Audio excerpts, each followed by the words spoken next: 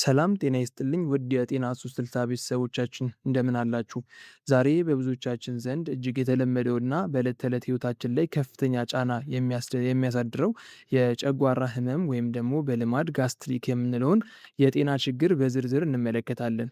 ብዙዎቻችን የጨጓራ ህመም ሲሰማን ዝም ብለን እናልፈዋለን ወይም ደግሞ የተወሰኑ የቤት ውስጥ መፍትሄዎችን ብቻ በመጠቀም ለማስታገስ እንሞክራለን።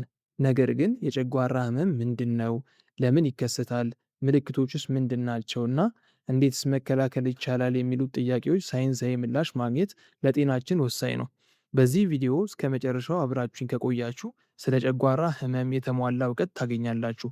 ለቻናሉ አዲስ የሆናችሁ ሰብስክራይብ በማድረግ ቤተሰብ እንድትሆኑ ጋብዛችኋለሁ። የጨጓራ ህመም ወይንም ጋስትራይትስ የምንለው የጨጓራችን የውስጠኛው ክፍል ሽፋን ሲቆጣ፣ ሲቆስል ወይም ደግሞ ሲላጥ የሚከሰት የጤና እክል ሲሆን ጨጓራችን ምግብን ለመፍጨት የሚረዳ ከፍተኛ አሲድ ያመነጫል። ይህ አሲድ ራሱን ጨጓራን እንዳይጎዳው ደግሞ ጨጓራ ቀጭን የመከላከያ ሽፋን አለው። ይህ ሽፋን በተለያዩ ምክንያቶች ሲጎዳ አሲዱ የጨጓራን ግድግዳ ማቁሰል ይጀምራል።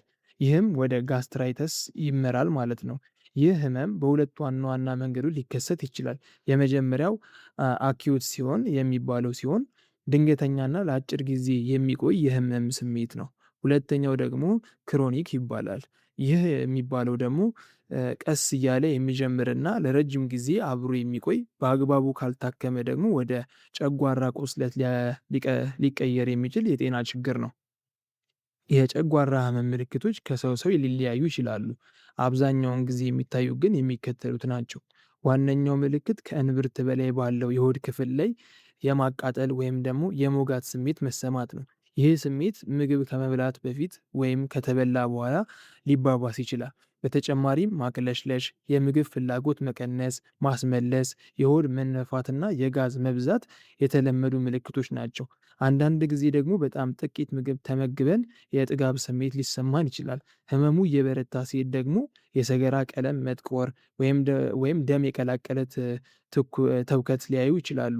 እንዲህ አይነት ምልክቶች ሲታዩ በአስቸኳይ ወደ ህክምና ተቋም መሄድ ያስፈልጋል።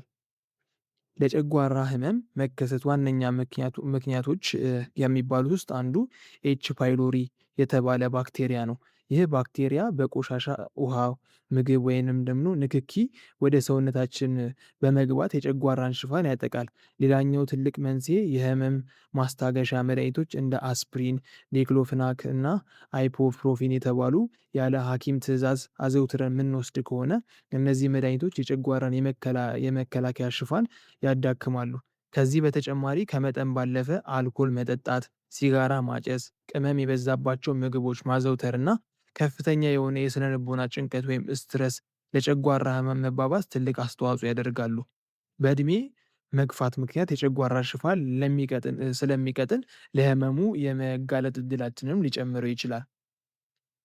የጨጓራ ህመምን ለመከላከልና ካለብንም ለማስታገስ የአመጋገብና የአኗኗር ዘይቤያችንን ማስተካከል ቀዳሚ ተግባር ነው። በመጀመሪያ ምግብን በሰዓቱ መመገብና በአንድ ጊዜ ብዙ ምግብ ከመመገብ ይልቅ መጠኑን ቀንሶ ደጋግሞ መመገብ ይመከራል። ቅባት የበዛባቸውን በጣም በረዶ የሆኑ ወይም ደግሞ በጣም ትኩስ ምግቦችን እንዲሁም ቃሪያና ቅመም የበዛባቸውን ምግቦች መቀነስ አለብን። ቡና፣ ሻይና ለስላሳ መጠጦች የጨጓራ አሲድን ስለሚያነሳሱ አጠቃቀማችንን መገደብ ይኖርብናል።